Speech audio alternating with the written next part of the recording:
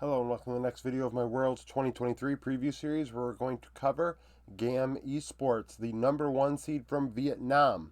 They were a representative of the VCS last year at Worlds, and they also went to MSI. They are one of only two teams, I believe, if I recall correctly, only one of two teams that have made roster changes since MSI. So, in the back of your mind, if you're thinking to yourself, yeah, well, this team did well against GAM at MSI or this or that. GAM are a different team. The bot lane's different. The bot duo is different. So that's something to note. We're going to go over that here. So the last 3 years that Vietnam have went to Worlds, their top seed did not get out of group stage in 2022, 2019, and 2018. They somehow find a way to get a win every time. However, this is a different format, so we'll see how they do in the Swiss stage. Their coach is Hanke. Hanke is 1-4 as a coach, only coaching the team at MSI 2023, and did not get out of play-ins. If you recall, this team, 3 of the 5 players, did lose to Rainbow 7. It was a big upset, probably the biggest upset of that MSI, because honestly, MSI wasn't, well, BLG beating Genji was probably pretty massive too. But Rainbow 7 beating this team was a big shocker. So in the top lane, we have Kiaya. By the way, the average age of this roster is 23 years old. At the event, there will be multiple birthdays, so it will get older in November if they make it that far. Kiaya, this past summer, was dominant in top lane, and he is considered by some that watch the VCS to be one of the best minor region top laners, if not the best minor region top laner. I don't see that internationally, but I mean, I don't watch him play the other 40 to 80 games a year. 4.3 KDA, 8.4 CS per minute, 56.9 KP. Those numbers are all very good. Above average to good status. 411 gold per minute. That's almost 21% of the team's gold. 566 DPM. That is a lot of damage out of your top laner, and that's still only 23.6%. You have to keep in mind when we look at Vietnam, they are a very, very fight-heavy region. It is chaos. It is a mess. That allows Vietnam, in my opinion, to have a chance to take games off of bigger teams at an international event because they have the ability to just make it a complete and utter slugfest. 640. So on average, he dominates VCS top laners. He's up 645 gold, 11 CS, 430 XP. Like, he's gapping his lane opponents domestically. 19 solo kills, 11 champions played in 43 games. Internationally, he has been to Worlds twice, 2019 and 2022, out in group stage. And MSI 2023, he'd be dropped out in play-ins. Like I said, they didn't get into the main event. He went 3-14 in these 17 games. In those 17 games, his stats are ugly. A 1.2 KDA, 8.1 CS per minute, 55.2 KP. So dies a lot, but the CS is pretty similar. I mean, we're in the range here. Like, honestly, he finds his way to get gold internationally. That's without a doubt. 367 gold per minute, not nearly as aggressive. 420 damage per minute.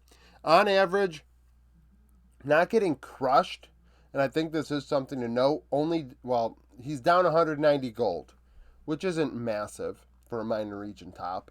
No CS down in 145 XP, 1 solo kill in 17 games, so that goes to show you, though, a lot more passive play out of Kiaya internationally. Because, I mean, he's 19-41 domestically, goes international 1-17. Of course, this is 2019 and last year, but still, I think that they do play a little differently when they go international, and sometimes that does hurt, GAM. He's also 22 years old. In the jungle is Levi, 25 years old. He's destined to stay in Vietnam, I guess, at this point in his career. He did have a stint where he actually played for JDG in the LPL, but he also almost played for 100 Thieves, but that did not transpire a few years back. One of, if not, you may say, the best minor region jungler out there. He is dominant. He is a carry-oriented jungler. He is major region level. 4.9 KDA, 5.8 CS per minute, 74.7 KP. Domestically, I mean, he's more than dominant. 378 gold per minute is about 19.2% of the team's gold, so a lot of gold on the top side of the rift for this team. 377 damage per minute, that's 15.2%. So the gold investment is being reflected in damage. He is dealing damage relative to gold, and that's nice to see out of your jungler. On average, not gapping. VCS junglers, 270 gold up, 1 CS, 170 XP, which was a surprise to me. I thought he would be ahead by much more. 5 solo kills, 14 champions played in 41 games. So, 43 games in Kiaya, 43 games. Wide champion pool. He can play anything. We saw Karthus at Worlds last year where they beat Top Esports. Yes, there was a bug, but the fact that that game was even to that point, I think people need to give GAM a lot more credit than they do. Internationally, he has the most experience on this team with 49 games played. He is 18-31 in those games. Worlds 2017, 19, and 22 did not get out of group stage. MSI 2017, he would get to Rumble stage, finishing 6th. And this past MSI not get out of the play-ins. In these 49 games, dies quite a bit, 2.2 KDA, but holds his own in farm at 5.5, 69.8 KP, so 70% KP, 5.5, like he is world class. He fits right in.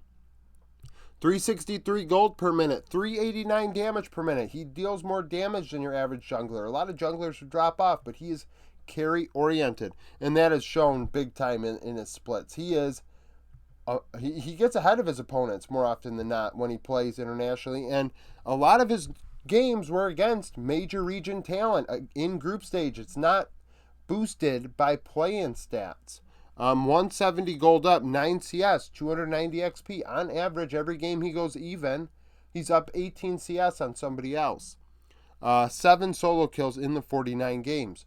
Levi is what GAM needs. Levi needs to play outstanding, and that's GAM's chance to be competitive at this event. Mid lane, we have Kati. Kati is 23 years old, much maligned. I know I've seen a lot of people that watch the VCS not be big fans of the VCS mids, and Kati's been a representative many times and been disappointing as many times, in my opinion. So, well, he's only been to international events twice, so I guess that wasn't really fair to him. But 3.9 KDA, 8.8 CS per minute, 66.4 KP, he is good. Domestically, he gets ahead of his opponents, he participates. 437 gold per minute, that's 22.3% of gold, and leads this team in damage percentage at 691 gold per minute. That is 28.8%. He is the carry when it comes to damage. People might say, oh, well, no, but in this situation, this guy carried this. Over the aggregate, across 43 games, Kati dealt more damage than anybody else. So as far as I'm concerned, he is the one impacting the game more than anybody else when it comes to damage specifically. On average, he does not gap his opponents domestically, which means that he's probably not going to gap them at this event. 65 gold up, 1 CS down, 100 XP, 11 solo kills in 41 games, played 11 champions. Internationally, he went to Worlds 2022 and MSI 2023. He is 2-9. In these 11 games, he was gapped. 1.2 KDA, 7.5 CS per minute, 69.2 KP, 343 gold per minute, 417 damage per minute. All these numbers are nothing like what he shows domestically. I mean, he is getting about 100 gold per minute less, about 280 DPM less. Obviously, different metas and things like that, completely understand, but 280 is a massive diffy. I think we can all agree. On average, down 390 gold, 7 CS, 310 XP at 15 minutes. So every game he goes even, he's also down 14 CS in these 11 games. No solo kills either. So similar to Kiaya, kind of plays a lot differently internationally. Like, as in, when he's domestic, he's beating up on maybe some players that just aren't as good as him. And then when he goes to an international event, that kind of goes away and the aggression goes away. And, the VCS needs that aggression if they want a chance. In the 80 carry role, we have Slayder. the only player on this team with no international experience. He's 22 years old. A newcomer to GAM when it comes to international events. And was fine. Splitting time with Zin and Pallet in the in the bot lane. So he had a 4.9 KDA, 10 CS per minute, 65 2KP. Those are all very good and standard. 490 gold per minute, so 25% of the team's gold. He is the one that gets the most gold. However, only 635 damage per minute, which is about 25.5%. So he is not the carry when it comes to damage. Does he deal a good amount? Yes. Does he deal like 60 DPM less than Kati? Yes, but the percentages are what they are, and it's over a large sample size. On average, behind at 15 minutes domestically. That is a problem. 25 gold, 3 CS, 230 XP. Is it massive? No. But if it's happening domestically, I do worry how it will look internationally. I do know this, though. He will have to be very bad to be as bad as Style was for GAM, which makes me think GAM are going to be better than we've seen the last two events because Style looked outclassed. Slayder had 15 solo kills as well in 41 games, which is a surprise out of an 80 carry. Unfortunately, though, 7 champions played. That's very low, especially by VCS standards. Usually you get kind of freaky in Vietnam, and Slayder was like, no, we're going to stay in the box and be very vanilla down here. And, I mean, it makes them a little more predictable, which I think is very weird out of a VCS player in general. I picked Pallet to go on this instead of Zin. Pallet played in the finals against Team Wales for GAM, so that's what I'm going with. At 23 years old, he has a lot of international experience. This past split, he had a 5.8 KDA, 73.9 KP. Keep in mind these numbers are partially from his games with SBTC Esports, who have been disbanded due to match fixing. Apparently he is absolved. He is not responsible for any of that. So some of these stats are affected by that, and then he played with GAM at the end of the split. 302 vision score per minute, on average 8 to 9 wards placed every 5 minutes. 3 control wards every 5 minutes, so a lot of vision being placed around the rift. Clears 1 ward every 3 minutes, 8 champions in 17 games, like I said. The match fixing scandal and all that, so... Excuse me, sorry. About to sneeze. 17 games played, so not a large sample, but already more champions played than Slayder, so that is a bit concerning. Internationally, he's 14 and 24.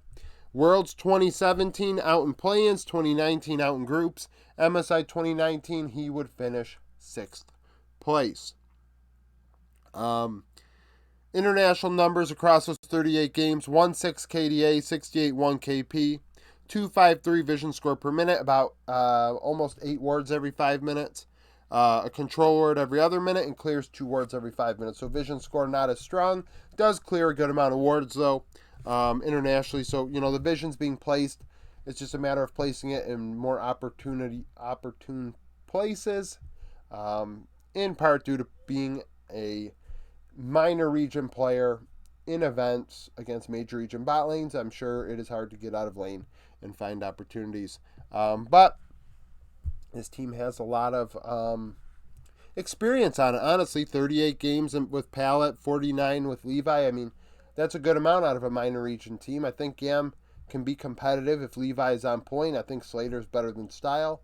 So, I know that somebody had mentioned, Brazil should beat this team. They beat them in scrims at MSI. This is not the same GAM. Sorry, that's just, might as well just take those rumors and whatever and just flush them down the toilet. They didn't even happen in terms of relevance to this. So that's it for this video. Thank you for watching. If you like the video, like it. Subscribe to the channel for daily League of Legends content. Follow me on Twitter, join the Discord, become a YouTube supporter, and hope to see you again tomorrow.